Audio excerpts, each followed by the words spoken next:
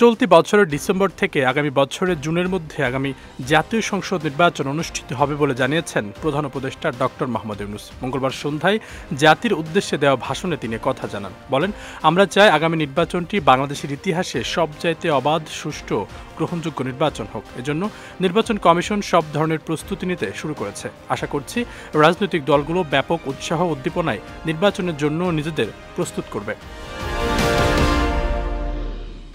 গণমাধ্যম ও সোশ্যাল মিডিয়ায় গুজবের মহোৎসব চলছে মন্তব্য করে ডক্টর ইউনূস বলেন, দেশকে অস্থিতিশীল করার জন্য একের পর এক মিথ্যা তথ্য ছড়িয়ে জনগণকে বিভ্রান্ত করার চেষ্টা চলছে।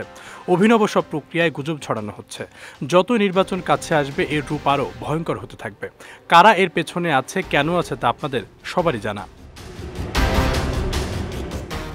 এদিকে নির্বাচন নিয়ে প্রধান উপদেষ্টার বক্তব্যের তীব্র প্রতিবাদ জানিয়েছে বিএনপি মহাসচিব মির্জা ফখরুল ইসলাম আলমগীর।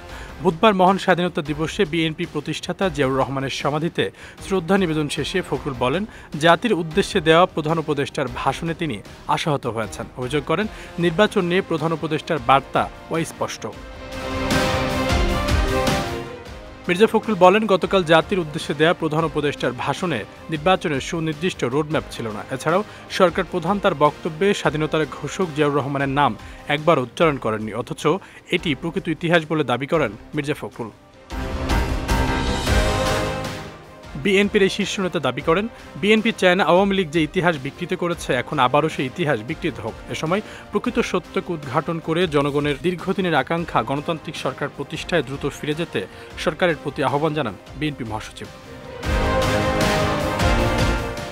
অন্যদিকে জাতির উদ্দেশ্যে দেওয়া ভাষণে প্রধান উপদেষ্টা বলেন, ঐক্যমত কমিশনের মাধ্যমে সব রাজনৈতিক দলের মতামত নেওয়ার কাজ এখনও চলমান রয়েছে। কমিশনের লক্ষ্য হচ্ছে যেসব বিষয়ে রাজনৈতিক দলগুলো একমত হবে সেগুলো চিহ্নিত করা এবং তার তালিকা প্রস্তুত করা। যেসব দল এতে একমত হবে তাদের স্বাক্ষর নেওয়া। এই তালিকাই হবে জুলাই চার্টার বা জুলাই সনদ। আমাদের দায়িত্ব জাতির সামনে পুরো প্রক্রিয়াটি স্বচ্ছভাবে তুলে ধরা এবং প্রক্রিয়া শেষে নির্বাচনের আয়োজন করা। জবাবে মির্জা ফখরুল বলেন, দেশের চলমান সংকট মোকাবেলা করতে হলে নির্বাচিত সরকারের বিকল্প নেই। অভিযোগ করেন, সংস্কারের নামে নির্বাচন বিলম্বিত করা হলে নতুন করে দেশে বিভিন্ন সংকটের সৃষ্টি হবে। আশরাফুল ইসলাম, বিজয় টিভি, ঢাকা।